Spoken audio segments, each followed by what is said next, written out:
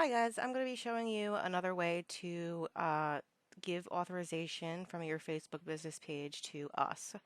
So there are several different ways depending on what login you use, whether it's Meta Business, the new Facebook experience pages, or just regular old Facebook. They don't really combine everything into one for some reason. It's just some kind of just Facebook in any case. So let me show you how to get started. So we're on technically a the Facebook business page at the moment, and you want to go to yours specifically. Make sure you're logged in. So this is what you'll be seeing, hopefully, if it's the right login that you're using. If not, then you're going to have to look at one of the other videos that we have set up. So from here, we're going to go to Manage. And then from here, you can go to Page Access over here, invite people to help manage your page and can control who can access it. And currently you see me, so we're going to add a new person. We want a Facebook access.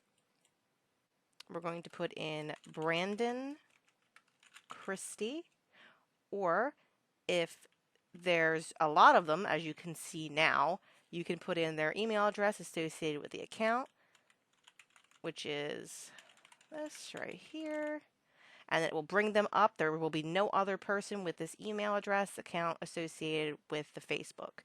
So we're going to click that, and then you're going to click allow this person to have full control, and then click give access, and then you're going to be prompted for your password, and then you're going to click confirm. And now you can see an invitation was sent to the person. We're going to switch over there right now to have a look. Refresh.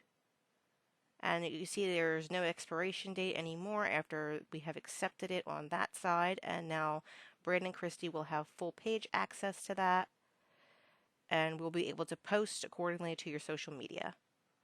And if this has not helped you, then there are other pages, other resources, videos that we have for you that reflect different ways of giving access. It just depends on which kind of access and login that you use.